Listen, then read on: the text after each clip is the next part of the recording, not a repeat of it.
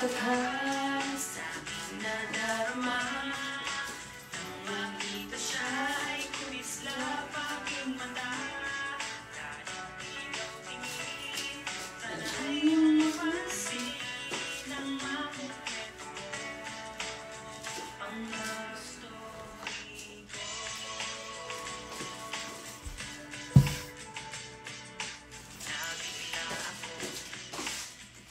So as you can see, we're doing vlog again and lalabas tayo for today's video dahil nakakabaliw dito sa loob ng bahay. And it's, wala pala akong watch, anong oras na?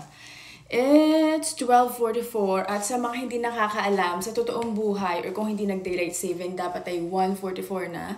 Pero dahil nag-daylight saving no 2nd of November, nag-fall back tayo. So, nagdagdagan tayo ng extra hour. At ngayon, ang plano ko ay lalabas because this is my day off pa din. Normally, parang mag-meal prep ako or tambay lang, gawa ng chores. Ngayon, lalabas tayo. At ganito lang yung fit natin. Very, very normal. Talagang naka-ano lang. Ganito lang, patanggal na. Painit lang ba ng katawan? Pero nagdadala ko ng puffer just in case lamigin ako kasi I'm always cold 24/7. And ito na lang yung magpapainit sa atin. So, ayun, pasahin natin ang sarili natin because hindi tayo pwedeng magmukmuk dito sa bahay. At ito lang, ito lang yung gagawin ko. Ay, wala pala kahikaw. So, isa sa mga thing sa buhay ko, kailangan ko lagi na may, ano ba? Gusto ko lagi na may earrings kasi feeling ko, ano ko, parang bare, like naked, parang ganyan. So, parang part na din talaga siya sa buhay ko. Kaya, dapat lagi ako may earrings. Hindi lang ako nag-earrings pag syempre naliligo or natutulog, that's it. But the whole time na makikita niyo ako, talagang lagi ako may earrings. Ito din, ring. Lagi rin ako may ring, pero nag-stop ako and tinigil ko siya nung college. Pero lagi, ano siya, from high school to college, walang hubadan yan talaga. Pero tinigil ko siya, tinanggal ko siya kasi mukha akong may engaged, you know? So tinanggal ko siya and also, sa sobrang tagal ko siyang gamit, na-deformed na rin tong ring na to. Pero, at sobrang tibay kasi syempre, at, yeah, walang hubadan yan. Tapos tinanggal ko na. Tapos ngayon, parang I want a ring. Papabili pa din naman ako talaga ng ring.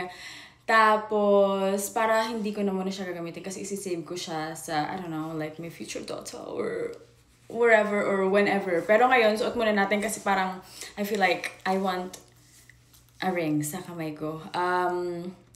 Ano pa ba ang chismis? Yun lang naman din talaga. At ito lang talaga, ganito lang.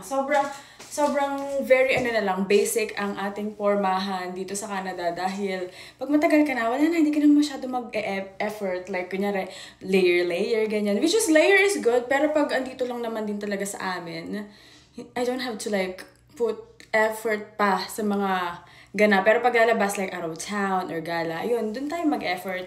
And yun yung sakit ko na pag kunyari lalabas ako, pumunta ako somewhere, gusto kong may bago. Gusto kong bibili ako ng bago kong outfit. Kasi, syempre, sa kanilang din lumabas. So, dapat go gana. Pero nung last time lumabas kami, wala akong biniling anything. So, parang pinag-mix and match ko na lang. At nag-work din naman yun. At I haven't posted yet pa those pictures and yung ibang videos dahil wala pang time si girl. Pero, yeah, tingnan natin kung ma-post ko na yung pictures and videos ko sa Banff.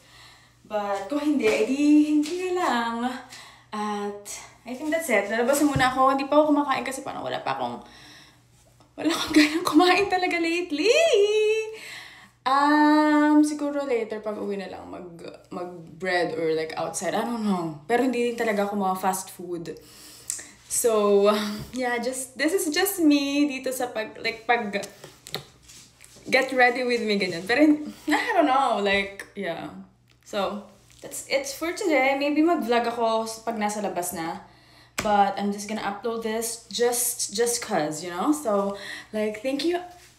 Try natin yung back kasi normally, ang nakaka-hot yung back. Pero hindi bagay sa akin. Laki ng ulo ko, Bez.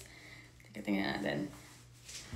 Di, parang naging that's my tomboy naman ako dito sa lugar na... Ang pangit! So, naisip ko nga nung last time, sabi ko, bakit ang hilig ko ding mag-hat? Tapos sa arte kong to ha, talaga sa arte kong to, pero mahilig ako mag-hat. Pero I like hats, kasi parang I don't have to like fix my hair, ganyan. So this one, ano lang, hat lang, ganun. I don't know. Hindi ko alam ang sinasabi ko naman. So, again, kasi sabi ko nga, mag-come back tayo sa pag-vlog. This is me! Super random ng pag-vlog ko. Wala kayong makukuhang, moral lesson or something. But again, kung gusto nyong magsabi kung anong next content natin, may nag-message sa akin sa YouTube, sabi niya, Christmas vlog daw sa terrace. Again po, sa mga nakakaalam, I'm here na dito sa Alberta. And hindi man sa terrace yung pag-vlog ko, I'll try na mag-vlog ng Christmas vlog or vlogmas kung hindi ako busy, or maybe like a short kind of video para hindi na ako masyadong ma-edit kasi ang hirap din pong mag-edit sa totoo lang. But yeah, thank you again for all your support. And ito na yung pagbabalik natin. Gusto ko lang kasi parang pantanggal ba ng mga distractions, mga iniisip. Parang gusto ko lang mag-post. And pag nawala naman ako sa pagpo-post, siguro may nagpapadistract na naman tayo. Nagpapadistract na naman sa atin. But I don't know. Parang kailangan ko munang kalma muna tayo. Pero syempre, let's just be open kung anong dumating, kung anong umalis, kung anong magstay. And again, thank you for watching. Love you so much. Mwah.